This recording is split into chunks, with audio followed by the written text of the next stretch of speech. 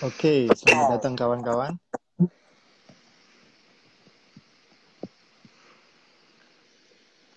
Kali ini kita akan membahas homoseksualitas, sains versus agama.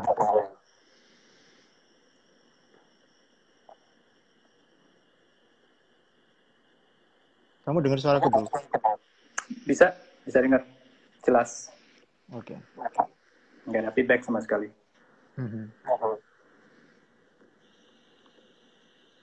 Oke, jadi langsung aja apa namanya? Aku bertanya nih, bro. Boleh? Sebagai seorang akademisi, itu dari umur berapa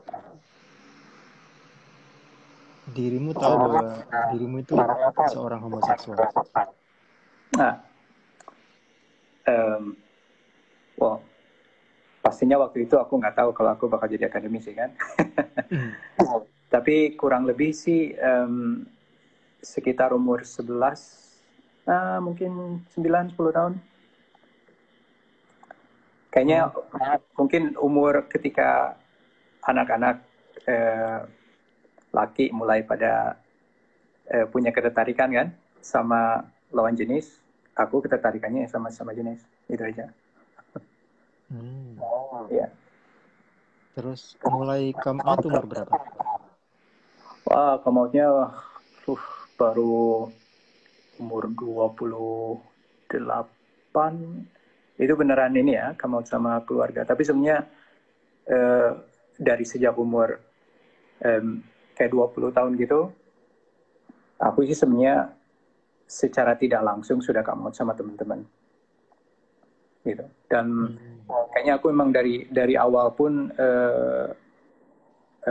terutama sama orang-orang yang dekat gitu,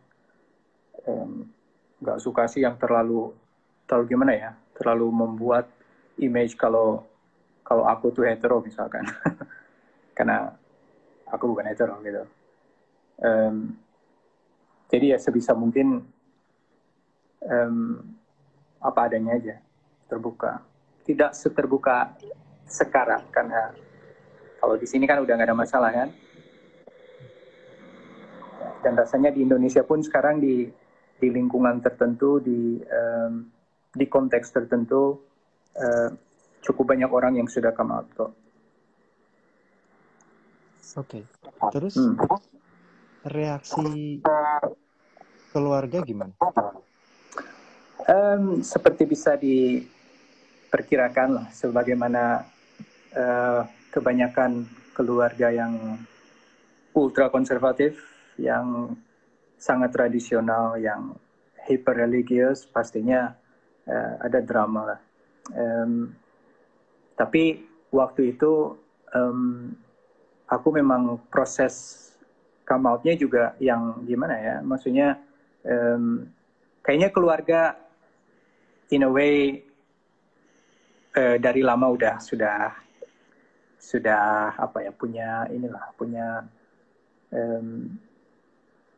punya ide, punya gagasan ini. Ini anak kayaknya nggak seperti anak-anak yang lain gitu kan. Memang dari kecil juga aku emang kayaknya lain sendiri aja, in one way or another. Jadi ketika waktu itu pada akhirnya aku come out, dan atas pilihan sendiri, mereka ya awalnya ya sangat kecewa. Dan kayaknya kalau dibandingkan dengan cerita come out orang-orang yang lain gitu kan, teman-teman dari LGBT yang lain, kayaknya tidak terlalu banyak berbeda sebenarnya. Aku masih beruntung, keluargaku pada akhirnya mereka apa ya, kalau semacam timbangan gitu, kalau dibandingkan pandangan mereka tentang gay, tentang anaknya yang gay atau LGBT in general, dengan kasih sayangnya mereka sama aku, itu lebih berat dari kasih sayangnya. Karena aku tahu banget, bahkan di sini pun ya, sekarang aku tinggal di Eropa sini, ada aja itu anak itu biasanya yang terutama yang come out-nya sangat awal di usia remaja misalkan, terus mereka dibuang sama keluarganya, mereka tidak diakui lagi, can disowned by the family. Kalau latar belakang keluarganya misalkan sangat religius, mereka juga di excommunicated dari gerejanya misalkan. Kalau di kalangan Islam udah nggak usah tanya lagi. Di sini juga masih ada aja ya kasus di mana LGBT dari kalangan Muslim imigran gitu, itu mereka udah langsung kalau nggak disiksa dulu gitu kan, itu mereka udah dicoret itu dari daftar keluarga. Dan makanya di sini juga masih ada dan masih sangat diperlukan semacam shelter buat terutama anak-anak muda yang come out sama keluarga dan mereka dibuang gitu. Ya, jadi aku dengan keterbatasan wawasan keluargaku di desa dulu di Indonesia, itu aku bangga sama mereka sebenarnya. Itu dalam keterbatasan wawasan, dalam keterbatasan rendahnya level pendidikan mereka, dalam tekanan agama, tekanan social pressure, societal pressure, tekanan masyarakat yang sebegitu kuatnya di sana, mereka masih bisa kok. Mereka masih bisa gimana ya? Kayak membedakan ya udah mereka tetap menjadi Muslim yang taat. Mereka tetap menjalankan kehidupan mereka sebagai orang-orang Muslim gitu kan. Tapi di sisi lain ya mereka juga nggak bisa begitu saja membuang aku gitu. Kalau di antara teman-teman gimana waktu di Indonesia? Teman-teman yang gimana nih? aku membedakan banget nih sekarang yang di Indonesia tuh kita istilah temen tuh kadang orang yang cuman menghabiskan waktu ya kadang-kadang atau enggak karena kebetulan satu bangku sekolah, satu bangku kuliah itu semuanya pokoknya temen gitu. Sekarang nih aku belajar dari hidup jauh dari tanah air, hidup jauh dari keluarga biologis, hidup jauh dari akar rumput ya, di mana aku dulu lahir. Itu yang aku pelajari adalah sekarang ya teman yang aku punya itu sedikit banget gitu loh. Karena orang-orang yang dulunya aku anggap sebagai teman, mereka udah pada ninggalin aku. Ya, jadi kalau misalnya bertanya teman-teman yang dulu di Indonesia itu mereka udah kebanyakan udah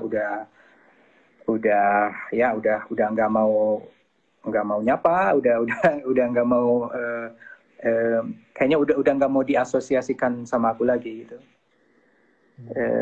Padahal sebenarnya dirimu sebagai seorang anak desa berprestasi ya? Ya aku bisa bilang seperti itu. Dan itu juga sebenarnya ini kayaknya aku bilang sih cukup menarik gitu. Kenyataan bahwa aku dari sejak kecil gitu memupuk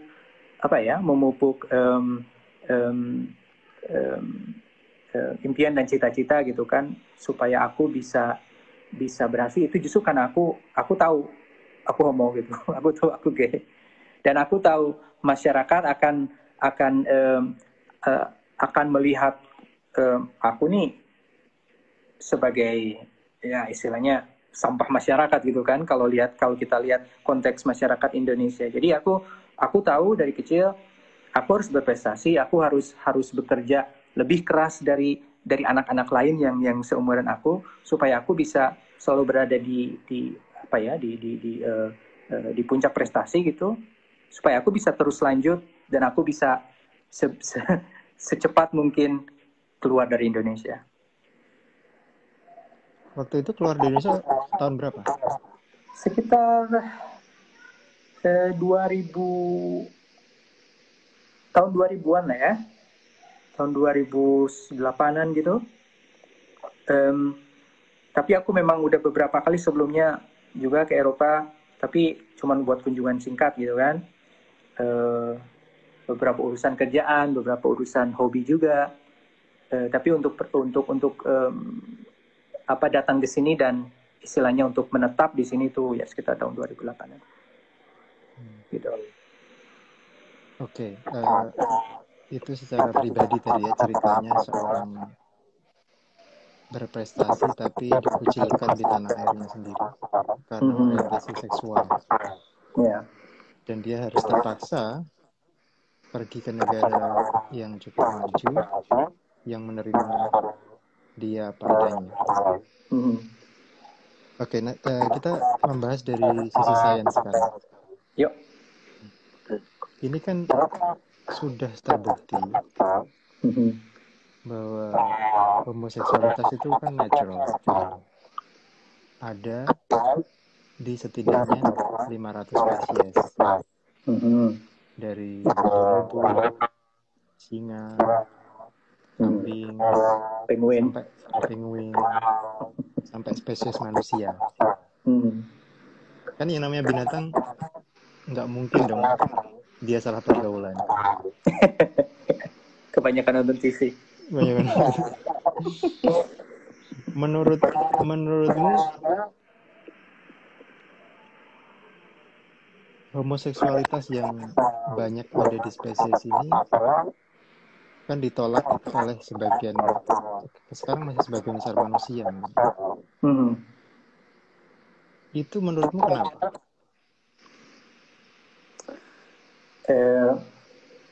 Maksudnya bahkan dengan pengetahuan bahwa ada lebih dari 500 spesies yang ada kecenderungan homoseksual, beberapa manusia tetap nggak bisa menerima kenyataan itu maksudnya. Ini pertanyaan yang bagus banget, dan kebetulan aku baru baca ini buku beberapa buku nih ya dari analisis homoseksualitas berdasarkan sains gitu. Dan ada juga yang dalam juga konteks membandingkannya dengan agama gitu. Itu sebenarnya penyebabnya adalah manusia ini hidup gitu kan, pastinya mereka selalu berusaha untuk oke, kita perlu semacam aturan, semacam pedoman hidup lah ya. Dan untuk kebanyakan manusia tentunya yang dinamakan so-called gitu, autoritas moral itu adalah dipegang oleh agama gitu. Ya. Nah, mungkin untuk kebanyakan orang Indonesia sepertinya cuma itu gitu. Yang kalau kita berbicara tentang otoritas moral itu sumbernya dari mana? Ya dari agama udah jelas itu. Padahal itu that's not the case gitu kan. Di bagian dunia lain, agama itu bukan satu-satunya panduan moral gitu. Ada juga orang yang berpanduan just simply ethics, ya. Ada panduannya legal, hukum negara, itu juga bisa dipanduan moral juga toh. Ada yang panduannya pendalaman filsafat juga, itu salah satu panduan moral gitu, karena dengan proses dialektik antara pemikir dan apa dipikirkannya, terus orang-orang lain yang juga dalam semacam community of inquiry, sebenarnya kita juga bisa menciptakan moral kompas kita sendiri gitu. Nah, jadi dari semua diskusi tentang moral authority ini, orang itu yang pada awalnya hanya hanya berpedoman pada agama, itu mau dikasih bukti apapun dari sains, mereka nggak akan terima. Bahkan ini spesifiknya adalah ketika mereka diberi bukti bahwa tapi di kehidupan di alam itu homoseksualitas itu udah lumrah gitu. Dikasih dibukti 500 spesies nih ya, mereka justru malah semakin defensif. Mereka malah semakin justru emangnya kita mau disamakan sama binatang itu. Terus kita yang jadi apa namanya, kalau kita mau berdiskusi sehat itu udah mandek itu di situ, udah nggak bisa berjalan lebih jauh lagi gitu. Jadi intinya adalah karena dari awal mereka otoritas moralnya hanya pada agama, ya udah yang dilihat itu cuma agama gitu. Terutama ini aku juga mesti menekankan agama yang mana dulu nih ya, by the way ya. Jadi ada lebih dari sekarang ini di dunia ini ya, ada beratus-ratus agama. Jadi agama Anda itu tidak spesial. Meskipun Anda berpikir, wow, tapi agama saya adalah agama dengan jumlah pemeluk terbanyak di dunia. Maaf, tadi agama Anda itu tidak spesial gitu. Agama Anda itu adalah salah satu dari sekian ribu agama yang pernah ada di bumi ini, yang diciptakan oleh manusia kemudian hilang dari peradaban, entah karena peradabannya memang disintegrated, entah karena ada rival religion, ada banyak penyebabnya. Jadi kalau misalkan pedomannya hanya agama saja ya sudah gitu. Jadi yang mau saya katakan adalah ada beberapa agama sebenarnya, atau at least denominasi dari agama-agama tertentu yang menerima homoseksualitas. Ya, dalam Yudaisme misalkan, denominasi Reform Judaism, bahkan konservatif Judaisme, bukan ortodoks ya, konservatif Judaisme, dan pastinya ada liberal Judaism juga. Itu mereka menerima. Lalu dari agama Kristen juga ada beberapa denominasi itu yang yang pastornya sendiri bahkan dari gay dan lesbian gitu. Jadi sebenarnya ini tergantung juga sih ya, maksudnya kita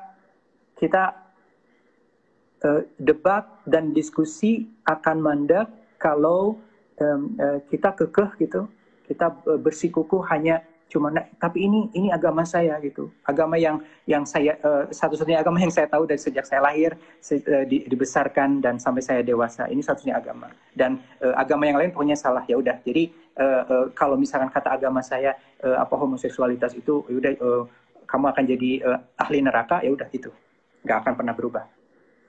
Seperti itu. Oke, terus ini masalah ini agama Abrahamik ya, yang liberal itu sekarang sudah mulai menerima. Ya. Tapi yang konservatif itu nggak menerima. Ya. Lucunya, justru yang konservatif ini, seperti di Vatikan atau di pesantren-pesantren, itu banyak sekali yang homo. Banyak. Nah, menurutmu gimana nih orang yang menentang homoseksual, ya, tapi dirinya sendiri malah banyak sekali yang homo? Ini gimana? Iya. Ya, itu tipikal banget, tipikal hipokrisi agama itu seperti itu gitu. Kemunafikan ya, kalau dalam istilah Islamnya. Itu tipikal, dan itu bisa kita lihat di berbagai konteks agama gitu kan. Tapi memang yang paling shocking itu, yang paling mengejutkan itu memang di kalangan gereja misalkan, orang-orang yang justru sangat menentang gitu kan, sangat homophobe, sangat vehement towards LGBT. Mereka sebenarnya ada banyak dari mereka yang justru adalah homoseksual. Mungkin Bang Amin pernah dengar istilah internalized homophobia.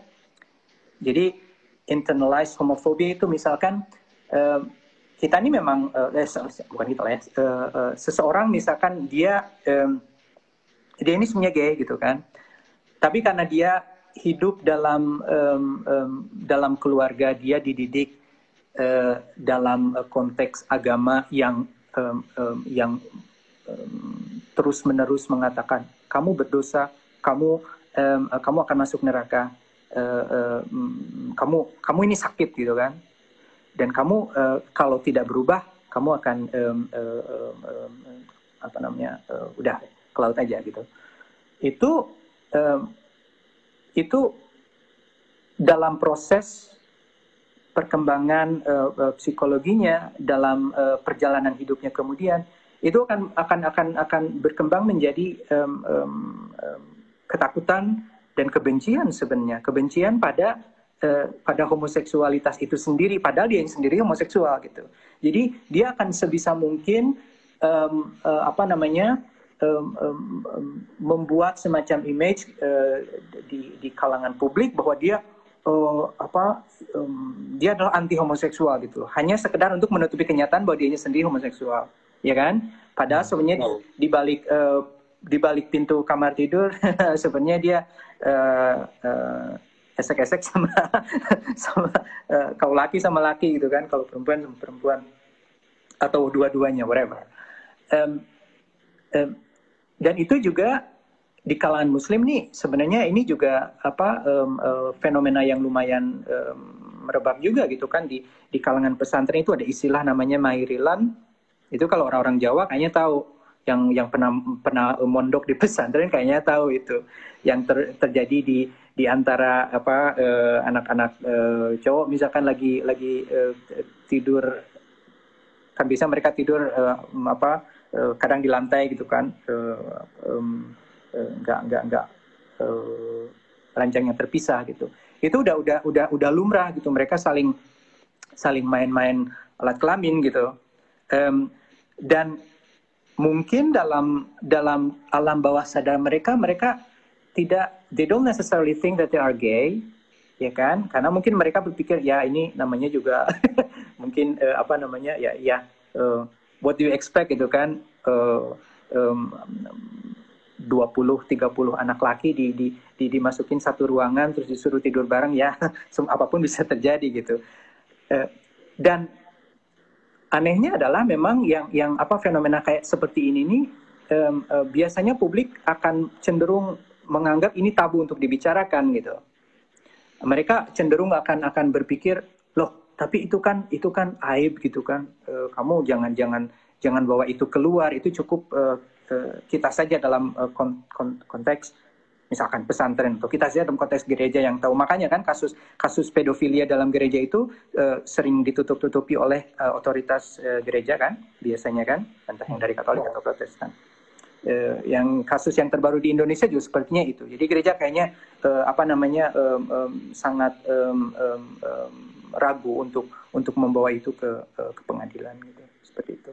Jadi intinya adalah internalized homophobia membuat orang itu menjalani double life, if you will, ya, kehidupan ganda di publik. Sepertinya dia adalah seorang yang sangat anti gitu, padahal sebenarnya dia adalah bagian yang dari LGBT itu sendiri. Iya, terus Indonesia ini sebenarnya pernah menjadi tempat di mana ada yang namanya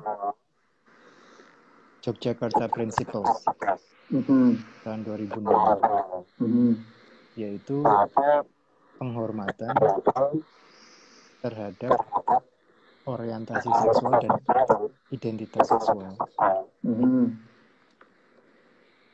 Tapi justru Indonesia sendiri tidak menghormati eksistensi homoseksualitas itu sendiri. Menurutmu apa yang perlu dilakukan supaya manusia Indonesia ini menghormati hak homoseksual? Itu pertanyaan yang kayaknya sudah pernah dikemukakan beribu-ribu kali oleh beribu-ribu orang. Itu memang tugas yang sangat berat ya kayaknya Bang Amin. Soalnya aku sendiri berpikir Indonesia tambah sini justru malah tambah mabuk agama gitu kan. Indonesia malah tambah konservatif, malah tambah intoleran, tambah nggak inklusif gitu. Padahal sebenarnya nih ya zaman zaman aku sekolah dulu itu nggak separah sekarang gitu. Dan kayaknya kalau kita mundur mungkin justru beberapa dasawarsa ke belakang, itu justru sebenarnya Indonesia jauh kayaknya lebih inklusif dan lebih toleran gitu terhadap keberagaman dalam hal apapun, keberagaman dalam hal ras, keberagaman dalam hal orientasi seksual juga gitu. Nah, jadi aku pikir gimana caranya supaya Indonesia lebih toleran ya? Kita memang harus mulai dari menganalisis keadaan konteks yang lebih lebar lah. Kayak orientasi seksual itu cuma satu konstruk di antara berbagai konstruk yang lain yang bisa diasosiasikan dengan identitas seseorang, ya kan? Aku nih, aku gay, tapi aku tidak hanya I'm not only defined by my homosexuality, by my being gay, tapi aku juga identitasku juga termasuk. Aku sekarang imigran di sini. Aku sekarang di sini juga aku minoritas, ya kan? Minoritasnya dari imigran dari Asia gitu. Identitasku adalah aku juga seorang akademisi. Identitasku juga aku adalah ex-Muslim misalkan di sini. Itu tuh semua faktor itu berperan gitu. Jadi kalau kita mau membicarakan bagaimana supaya keadaan teman-teman LGBT di Indonesia ya lebih baik atau minimal tidak separah sekarang, aku juga nggak jawabannya nggak sederhana gitu. Aku juga sebisa mungkin selalu mengikuti perkembangan keadaan di sana gitu kan, dan apalagi dengan beberapa suara vokal dari akademisi gitu kan. Beberapa waktu yang lalu Ayla dari IPB itu mereka justru malah yang namanya akademisi, mereka justru malah sebegitu gencarnya, sebegitu vokalnya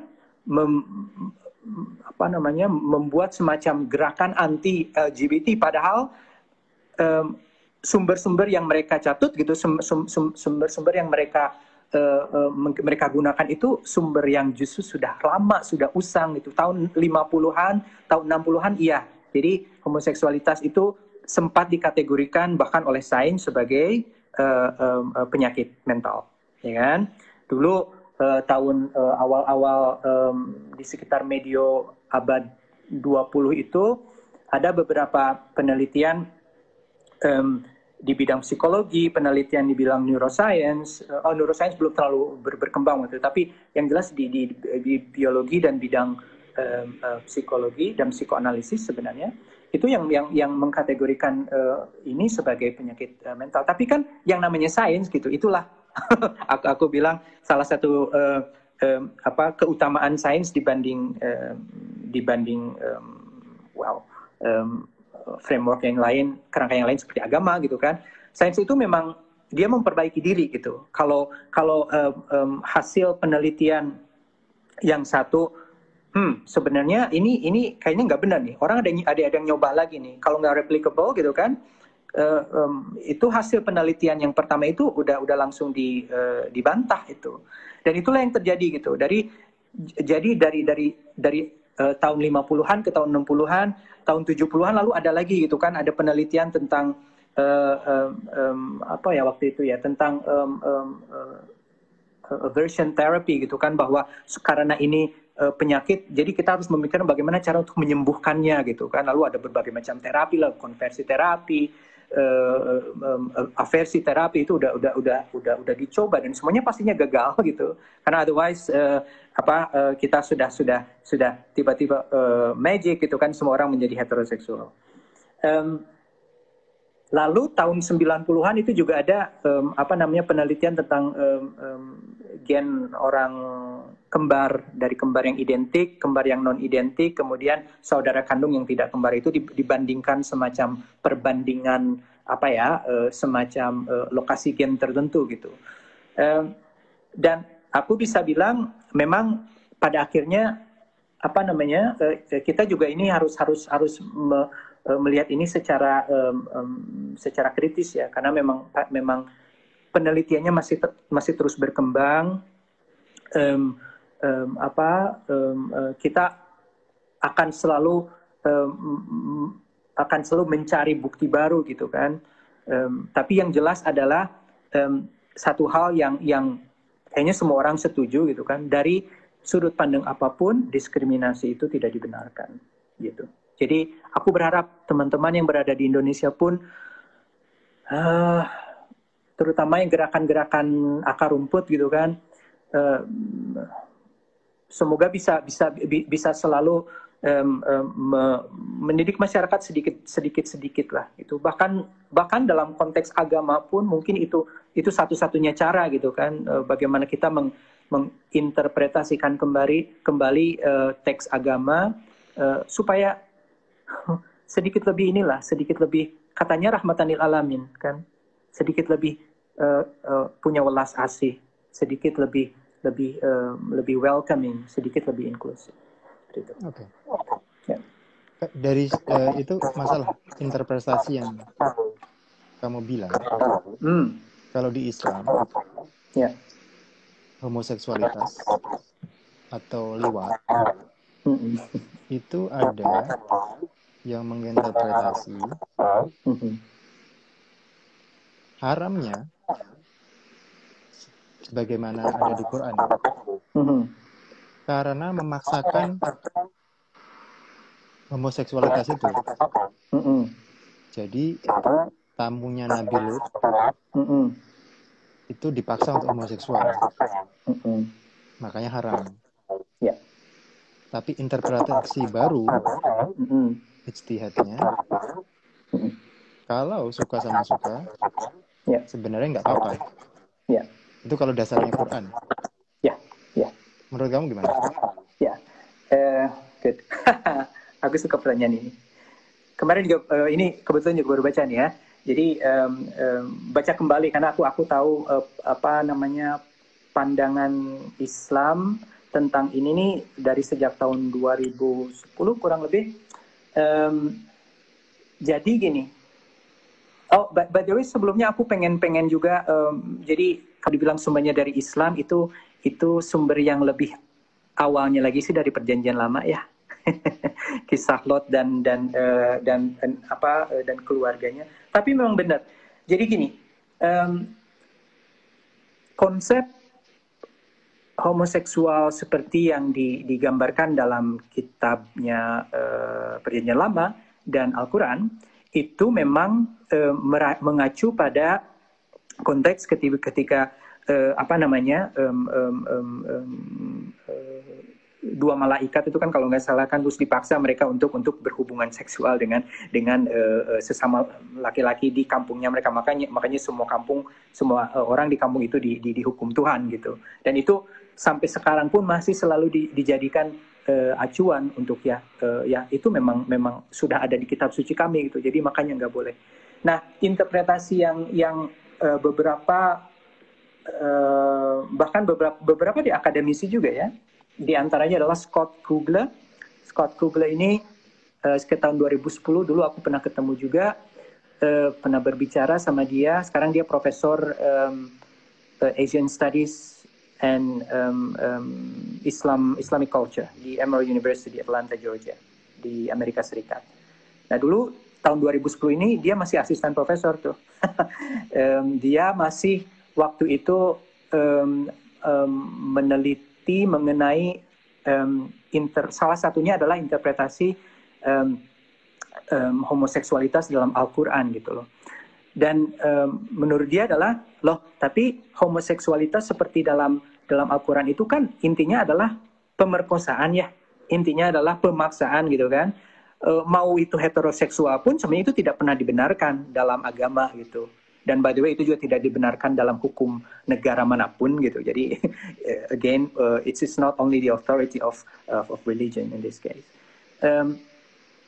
Dan menurut dia, tapi homoseksualitas seperti yang kita promote gitu kan di sini, seperti yang kita ingin supaya publik tahu ini adalah homoseksualitas yang berdasarkan cinta kasih, homoseksualitas yang berdasarkan orang yang memang seperti yang Bang Amin bilang suka sama suka gitu kan, dengan consent dari masing-masing untuk melakukan hubungan seksual, dan sebenarnya juga bukan cuma hubungan seksual tapi juga relasi seksual gitu kan. Nah jadi aku bilang sih ya ini ya bagus-bagus aja sih sebenarnya. Maksudnya kalau misalkan ada gerakan dari dalam agama itu sendiri yang berusaha untuk aku melihatnya sih berusaha untuk apa ya, melembutkan sisi keras agama gitu. Karena agama itu bisa sangat-sangat kalau mau interpretasinya literal kayak ISIS juga bisa, ya kan? Kalau mau interpretasi literal kayak zamannya Inkuisisi Gereja Katolik di Eropa abad ke-8 juga bisa. Kalau mau interpretasi literalnya seperti gereja Westboro Baptist Church di Amerika juga bisa. Itu semuanya sangat-sangat ekstrim anti. Pokoknya homo mesti mati, udah gitu aja. Jadi kalau misalkan ada interpretasi semacam itu, ya aku bilang ya udah bagus-bagus aja. Cuman memang dulu sekitar tahun 2011 kalau nggak salah, aku juga ketemu sama ini nih, sama Ludovic Mohamed Zahed kan. Dia seorang imam dari Algeria yang berkebangsaan Perancis, dan dia homo gitu. Dan dia mengakui secara publik bahwa dia gay, dan dia ingin memulai semacam gerakan dalam Islam yang lebih bisa menerima lah, bisa lebih menerima gay yang juga ingin tetap menjadi Muslim gitu. Dan aku pernah ikut sesinya dia, waktu itu aku debat. Tapi sebenarnya kalau mau misalkan jujur-jujur nih ya, sebenarnya interpretasi kamu ini nih kan interpretasi yang agak-agak gimana ya, maksudnya liberalnya gitu kan. Sebenarnya yang perlu the actual public you have to address is not us. Kita mah udah meninggalin agama gitu. Kita mah udah ya terserah kalau menurut kamu Islam dan homoseksualitas bisa dipadukan gitu, ya udah itu each to their own gitu kan. Tapi if we have to be honest gitu, sebenarnya yang perlu the public you have to address is your fellow Muslims actually, ya nggak? Ya kan? Jadi yang justru saudara-saudara kamu yang masih Muslim gitu, saudara-saudara kamu yang masih sangat ortodoks, masih sangat dogmatis dalam penjalanan agamanya, mungkin mereka yang seharusnya kamu kuliahi gitu. Terus aku ingat banget tuh di publik tuh ada kan publiknya kebanyakan yang datang itu pencari suaka tuh dari Timur Tengah ya kan. Jadi beragam tuh, ada yang sudah ninggalin agama, kebanyakan ex-Muslim, ada yang masih dogmatis juga, dan dia yang ini dong yang langsung kayak kebakaran jenggot gitu karena si imam ini disanggah gitu kan. Dan aku berpikir ya udah, maksudnya ya terserah sih kalau kamu berpikir itu satu-satunya jalan, ya sayang amat gitu. Jadinya nggak ada diskusi lagi, ya udah give up deh kayak gitu. Oke. Terus di Indonesia yang sangat disayangkan itu justru di universitas seperti ITB yang sekarang menjadi Institut Tarbiyah Bandung, IPB, ITS, universitas yang harusnya mencerahkan bangsa, ini sekarang menjadi peternakan kaum cingkrang. Pendapatmu gimana? Aku jujur nih ya, aku sekarang kerja di dunia akademia gitu kan. Aku kerja di universitas. Dan aku kalau lihat peta pendidikan tinggi ini kan sebenarnya pendidikan, namanya pendidikan tinggi itu pendidikan yang paling diharapkan untuk bisa paling tercerahkan gitu kan, bisa paling well informed, bisa mendidik orang-orang yang tidak punya kesempatan, tidak punya cukup keberuntungan untuk bisa mengenyam pendidikan tinggi. Nah ini malah pendidikan tingginya yang menjadi sarang Hizbut Tahrir, malah menjadi sarang Wahhabisme gitu. Aku sedih banget pastinya. Sedihnya is beyond redemption. Itu apa namanya yang aku tadi bilang, Ayla itu kan yang dimotori sama ibu-ibu dari beberapa yang bergelar profesor segala ini dari IPB. Ini mereka justru menjadi semacam corong gitu kan, corong yang dilihat publik sebagai kelompok yang punya otoritas intelektual gitu.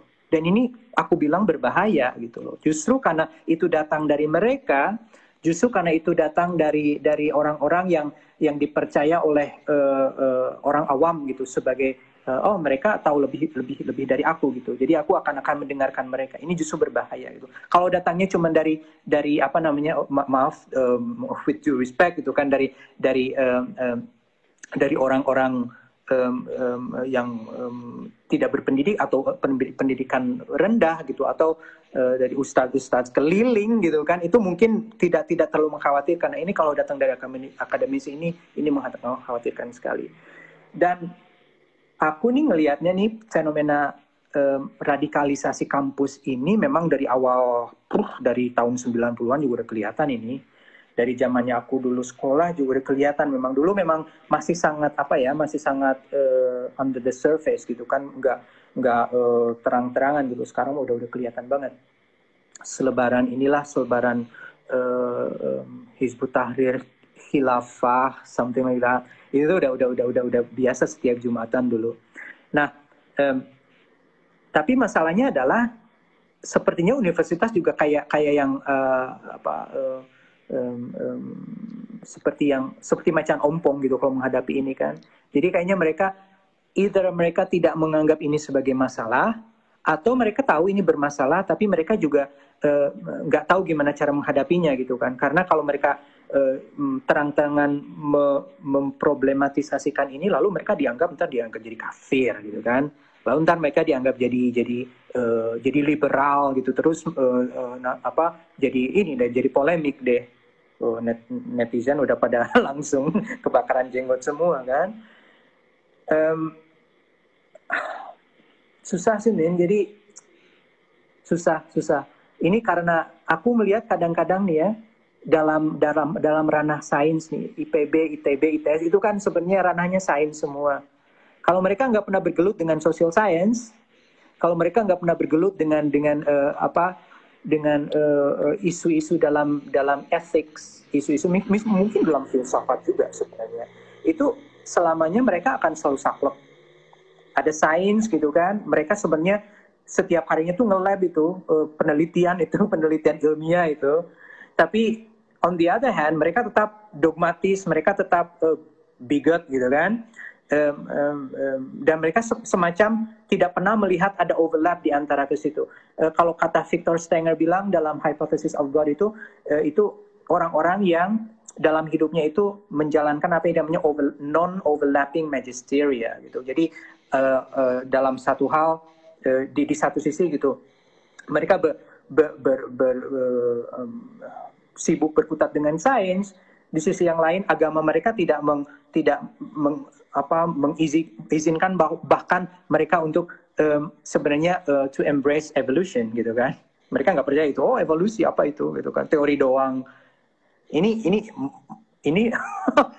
mengkhawatirkan banget kalau ada saintis yang bilang sesuatu itu teori doang. Berarti dia nggak tahu sama sekali pengertian teori dalam sains gitu. Sedih Min. Udah itu aja yang bisa aku bilang. Oke. Ini kita coba bicara masa depan. Ketika ada teknologi baru, seperti upload nyawa yang kira-kira datang 10-20 tahun lagi, kemarin juga baru teknologinya baru diumumkan Elon Musk, belum sempurna tapi menuju ke sana. Di dunia virtual nantinya yang akan serasa nyata, itu kan jenis kelamin sudah sangat tidak penting. Udah nggak relevan. Udah nggak relevan banget.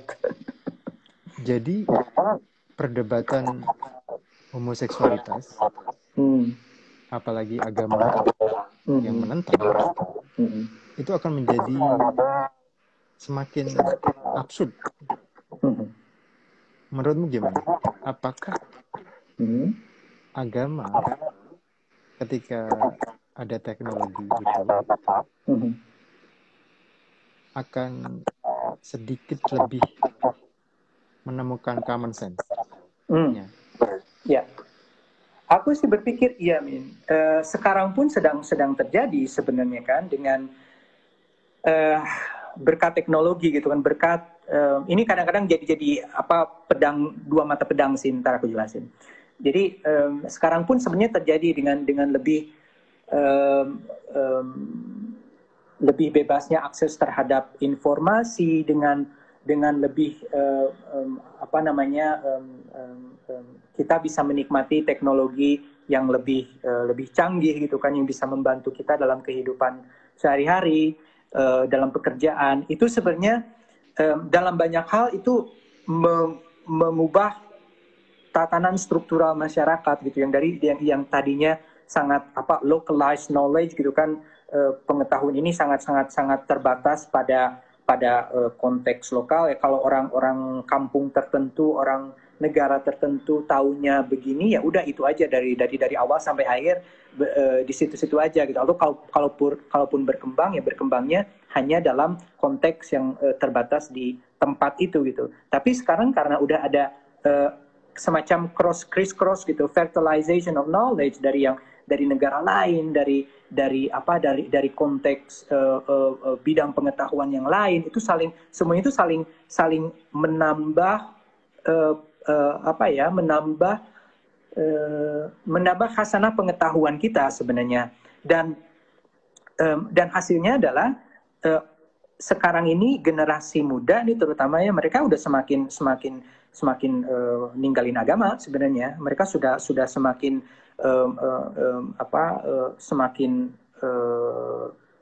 semakin lebar itu gapnya sama agama keluarga mereka gitu kan. Kadang-kadang mereka mungkin tidak, they don't necessarily become apostate gitu. Mereka nggak lantas jadi murtad gitu, tapi minimal mereka sudah meninggalkan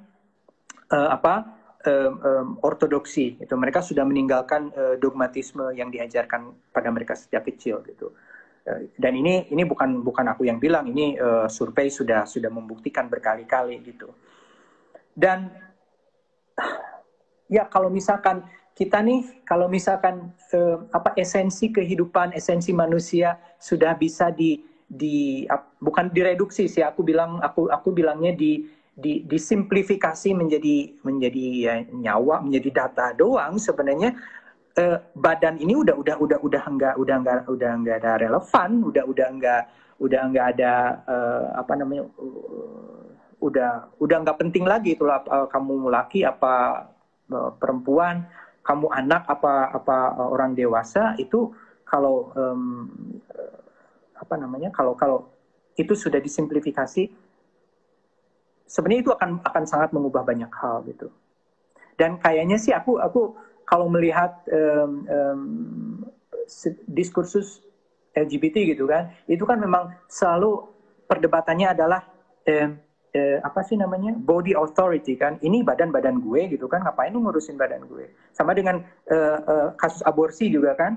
orang gue nggak gangguin lu, ngapain lu mesti ikut campur urusan gue gitu. Jadi kalau badannya nanti udah nggak ada gitu, ya udah semua ini udah runtuh gitu, udah menjadi usang gitu. Oke. Terima kasih bro atas waktunya. Sama-sama. Kita lanjutkan nanti dengan pembahasan yang lebih dalam lagi. Karena waktunya cuma 1 jam. Ya. Jadi kita akhiri sesi kali ini. Terima kasih kawan-kawan semua. Terima kasih kepada kamu, tamu misterius. Dan semoga semua makhluk berbahagia. Semoga semua makhluk berbahagia.